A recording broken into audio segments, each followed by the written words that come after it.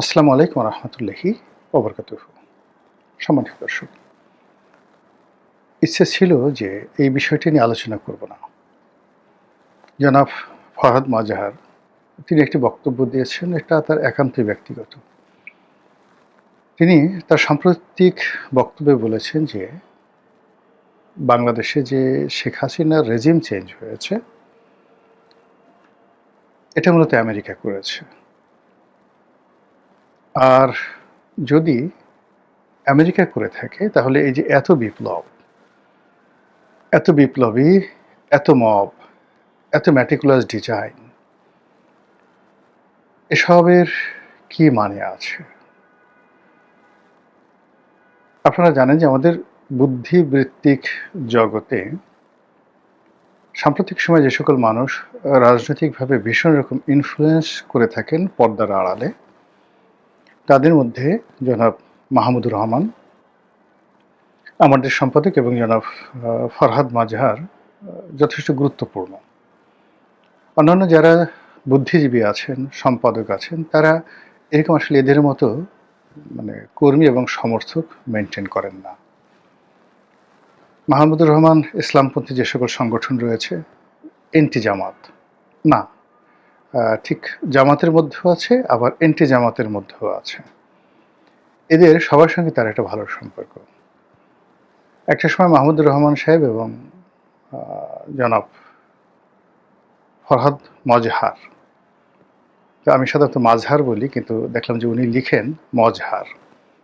তো জনাব ফরহাদ মজহার এবং মাহমুদুর রহমান এই দুজন খুবই ঘনিষ্ঠ বন্ধু ছিলেন। এখনো হয়তো আছে, বা আগের মতো আছে কিনা আমি জানি না।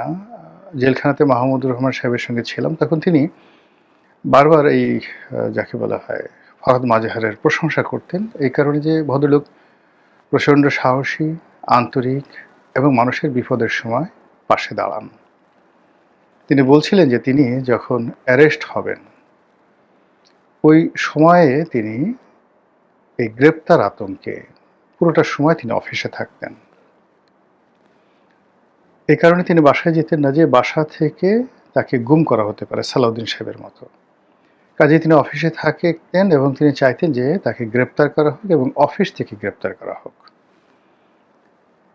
তো ঠিক সেই যে তিনি তার যে সেই দুঃসহ জীবনগুলো অফিসে, ওই সময়টিতে তাকে যে প্রেরণা যোগাতেন অনেকটা বনলতা সেনের মতো, তিনি ফরহাদ মজহার।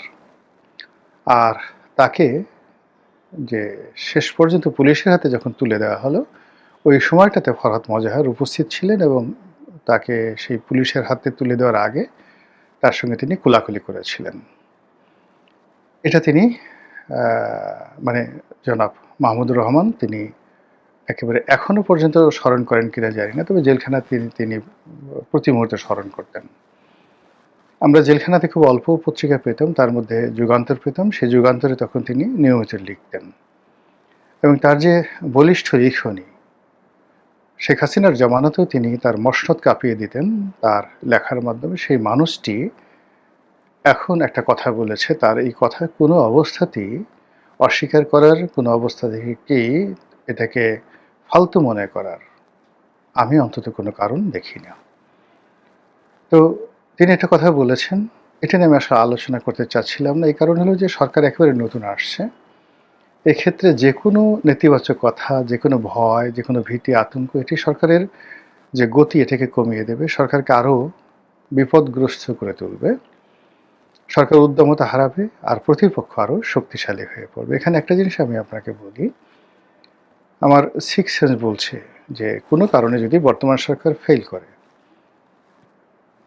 সেখানে আওয়ামী লীগের পুনর্বাসিত হওয়ার, আওয়ামী লীগের ফিরে আসার সম্ভাবনা বলতে গেলে শূন্য। তাহলে কে আসবে আমরা জানি না। এই বর্তমান যারা ডক্টর মোহাম্মদ ইউনূস আছেন, এনসিপি আছেন, তারা কি আবার আসবেন? প্রশ্নই আসে না। কারণ ইতিহাস বলে সুযোগ কখনো দ্বিতীয়বার একই সুযোগ দ্বিতীয় ফর্মে আসে না। একই অপরাধ একই স্টাইলে কখনো কোনো মানুষ দ্বিতীয়বার করে না।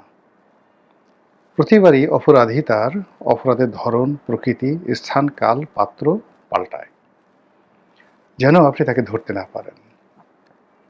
তো প্রকৃতির যে নিয়ম সে অনুযায়ী ৭১-এ যে যুদ্ধ হয়েছে এটা আর হবে না।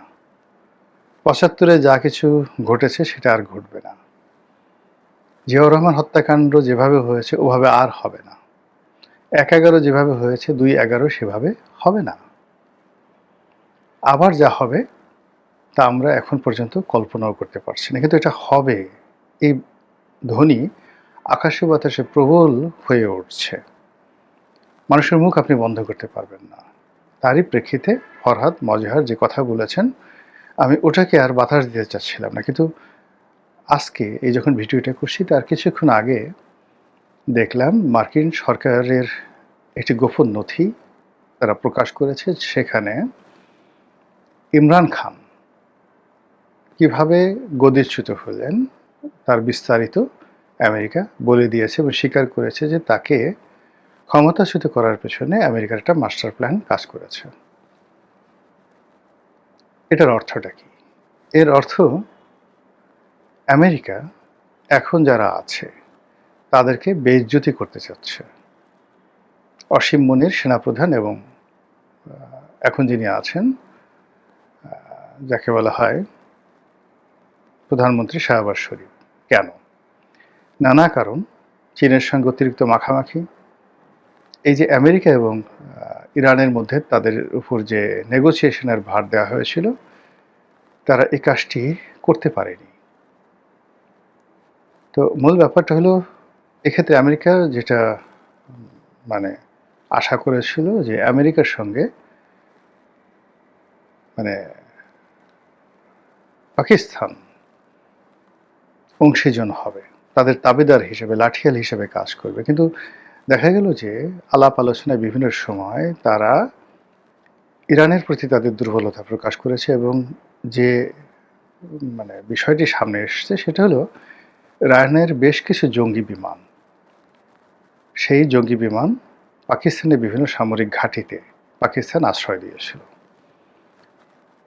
এই ঘটনা জানাজানি হওয়ার পর এবং এই ইরান এবং আমেরিকার যে শান্তি আলোচনা সেটার কোনো ফলাফল আনতে না পারার কারণে মনে করছে আমেরিকা প্রশাসন যে অসীম মুনির এবং এখন যিনি আছেন তিনি অপদার্থ, তাকে দিয়ে কোনো কাজ হবে না, কাজে আবার রেজিম চেঞ্জ করতে হবে। আবার রেজিম চেঞ্জ করার জন্য তারা সেই আগের অতীতের রেকর্ডগুলো বাজাচ্ছে। এখন এক্ষেত্রে কি ইমরান খানের ফিরে আসার সম্ভাবনা আছে? যতক্ষণ পর্যন্ত সেনাবাহিনী আছে, যতক্ষণ পর্যন্ত আমেরিকার কর্তৃত্ব আছে, ততক্ষণ পর্যন্ত ইমরান খানের ফিরে আসার কোনো সম্ভাবনা নেই। আমেরিকার যে ইতিহাস তারা একবার খরচের খাতায় ফেলে দিলে দ্বিতীয়বার তাদেরকে আর তারা গ্রহণ করে না।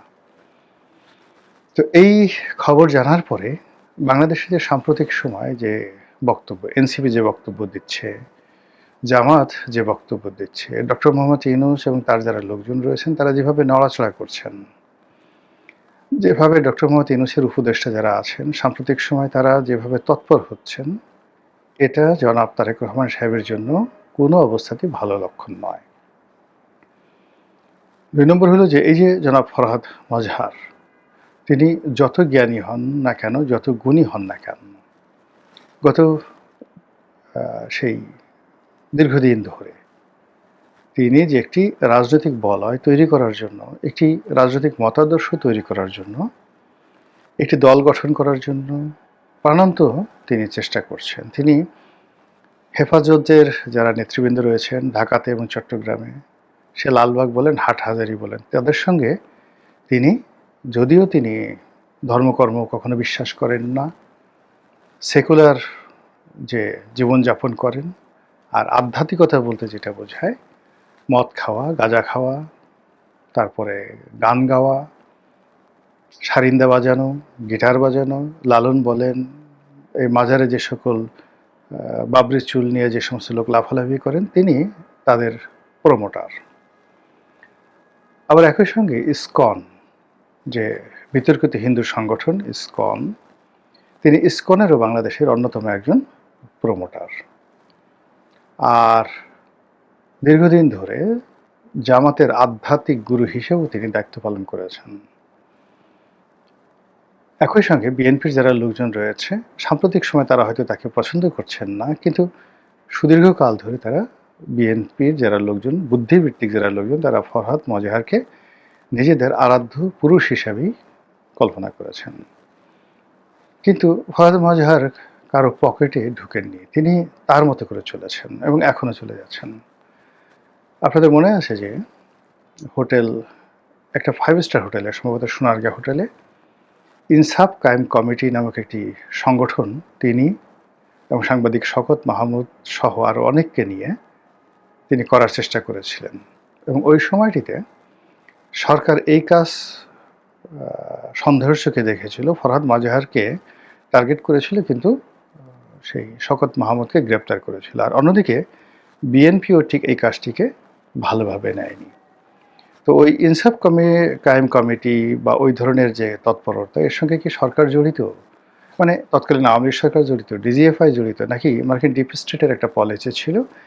এটা এখনো পর্যন্ত ওই বিষয়টা নিয়ে কেউ খোলাসা করেনি। কিন্তু ওই যে তার সঙ্গে সঙ্গে যারা ছিল, তারা মোরলেস সবাই কিন্তু এখন বিপাকে আছে। একমাত্র ফরহাদ মজহার, তিনি দিব্যি ঘুরে বেড়াচ্ছেন।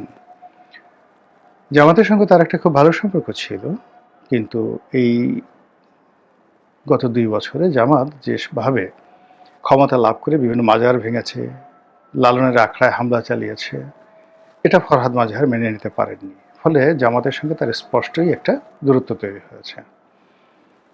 শেষের দিকে তার ডক্টর মোহাম্মদ ইউনূসের সঙ্গে তার প্রথম দিকে ভীষণ রকম ভালো সম্পর্ক ছিল। সম্পর্কটা কোন পর্যায়ে যে তার স্ত্রী ফরিদা আপা, তাকে উপদেষ্টা মণ্ডলীতে নেওয়া হয়েছিল।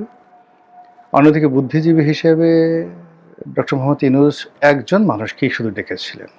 এমনি বুদ্ধিশুদ্ধি বা বুদ্ধিজীবীদেরকে ডক্টর মোহাম্মদ ইউনূস পছন্দ করে না। তার দৃষ্টিতে তিনি দেশের সেরা বুদ্ধিজীবী